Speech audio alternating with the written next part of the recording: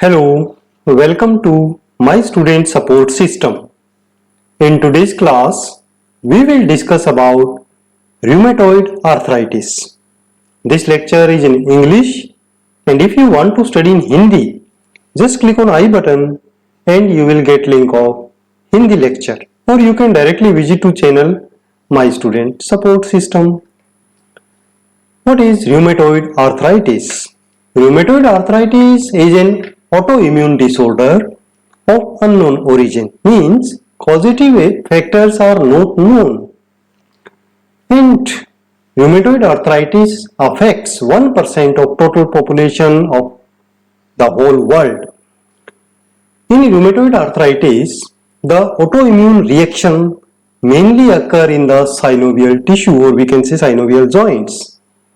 Phagocytes produces proteolytic enzyme within the joint, and this proteolytic enzyme break down the collagen, which results in edema and proliferation of synovial membrane and pannus formation inside the joint. This pannus destroys the cartilage and also erode the bony ends of the joint and results in swelling of the joint. Clinical manifestations. Main clinical manifestations of rheumatoid arthritis are joint pain, joint swelling, redness around the joint, warmth around the joint means the area surrounding the joint is warm, movement is reduced, and when we try to move it is painful. Deformities is also seen in the hands and feet are common in rheumatoid arthritis. Deformity may be caused by misalignment resulting from swelling and progressive joint destruction. Rheumatoid arthritis symptoms begin in small joints of the hands, wrists and feet. As the disease progresses, the knees, shoulder, hip, elbows, ankle, cervical spines and temporomandibular joint, these are also affected. Then rheumatoid nodule formation. Nodules may be noted in the patients with more advanced rheumatoid arthritis. These nodules are usually non-tender and movable in the subcutaneous tissue. They usually appear over the bony prominences such as elbow, and they are vary in size and disappear spontaneously. Extra-articular symptoms means the symptoms which are not directly related to the joint.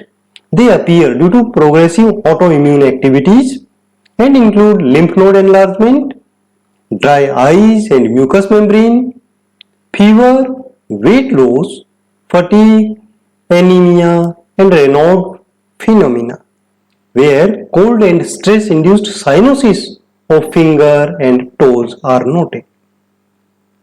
Diagnostic investigations. History taking and physical examination, they are primarily done, and presence of the sign and symptoms of rheumatoid arthritis give a clue about this disease. Then X-ray examination of affected joint. Then there is, we can say in the X-ray, there is narrowing of the joint space and bony nodes may be seen around the joint. MRI is done but not needed in all the cases. Synovial fluid aspiration may be done, and blood tests include CRP, ESR and complete blood count. Treatment. The main goal of management of rheumatoid arthritis is to slow down the progress of the disease and minimize the discomfort and pain. Medical management includes painkillers such as salicylates and NSAIDs. And in severe pain, opioid drugs may be used. Systemic corticosteroids are used when the patient has unrelieved inflammation and pain such as prednisolone. For single large joint that are severely inflamed and fail to respond promptly to the measures outlined previously in this lecture may be treated by local injection of corticosteroids. For advanced and unremitting rheumatoid arthritis, immunosuppressive agents are prescribed because they are able to affect the production of antibodies by the autoimmune system. These include high dose of methotrexate, cyclophosphamide, azathioprine and leflunomide. Nutrition therapy is very important for rheumatoid arthritic patient because they frequently experience anorexia, weight loss and anemia. Food selection should include the daily requirement from the basic food groups with emphasis on food high in the vitamin, protein and iron for tissue building and repair. In moderate to severe rheumatoid arthritis, when pain is severe and loss of function is there and medications fail to prevent or slow down the joint destruction, then surgical intervention may be used.